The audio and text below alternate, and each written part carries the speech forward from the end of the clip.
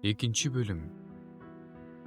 Мен жүрөгүмдө мен сени шаттык менен сынап көрөйүн. Жакшы нерселерден ыракат ал дедим. Бирок бул да курулай убаракерчилик экен. Мен күлкү тууралуу бул акылсыздык дедим. Ал эми шаттык тууралуу мындан эмне пайда дедим. Жүрөгүмдө денемди шарап менен ыракаттандырайын деген ойго келдим. Бирок жүрөгүмдү акыл башкаргандыктан адам баласы үчүн эмне жакшы экенин, ал өзүнүн кыска өмүрүндө асман астында эмне кылыш керек экенин билүү үчүн акылсыздыкты сынап көрөйүн дедим. Мен чоң иштерди жасадым. Өзүмө үйлөрдү, жүзүмзарларды отургуздум. Бакчаларды, сейил бактарды өстүрдүм. Аларга мөмөлүү дарактардын түрүн отургуздум. Токойдо өскөн бак дарактарды суугарып туруу үчүн көлмөлөрдү курдум.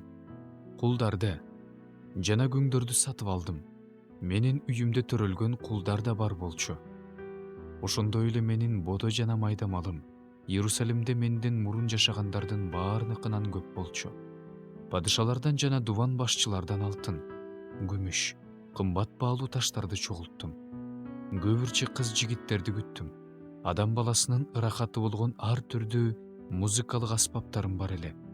Ошентип, мен Иерусалимде менден мурун жашагандардын баарынан улуу жана бай адам болдум. Акылмандыгым да мага жардам берди. Көзүмдүн бир да каалоосун четке каккан жокмун. Жүрөгүм каалаган кубанычты тыйган жокмун. Анткени жүрөгүм менин баардык иштериме кубанып турду. Бул менин баардык иштеримден алган үлүшүм болду. Анан мен өз колум менен жасаган иштердин баарын жана өзүм эмгектенген эмгегимди карап, мындай чечимге келдим. Баардыгы курулай убаракерчилик жана рухтун кыйналуусу. Күн астында алардан пайда жок. Ошондо мен акылмандыкка да, акылсыздыкка да, түркөйлүккө да көз салып көрөйүнчү деп кайрылдым. Падышадан кийин келген адам эмне кыла алат? Буга чейин жасалып келген нерсени эле кыла алат. Ошентип, мен караңгылыктын жанында жарык кандай артыкчылыкка ээ болсо, акылсыздыктын жанында акылмандык ошондой артыкчылыкка ээ экенин көрдүм. Акылмандын көзү өз башында, ал эми акылсыз караңгылыкта жүрөт. Бирок баарынын башына бир эле нерсе түшөрүн билдим. Анан жүрөгүмдө мындай дедим: акылсыздын башына түшкөн нерсе менин башыма да түшөт. Андай болсо эмне үчүн мен абдан акылдуу болдум? Ошондо бул да курулай убаракерчилик дедим. Анткени акылдууну деле акылсыздай түбөлүккө унутушат. Келечекте баардыгы унутулат.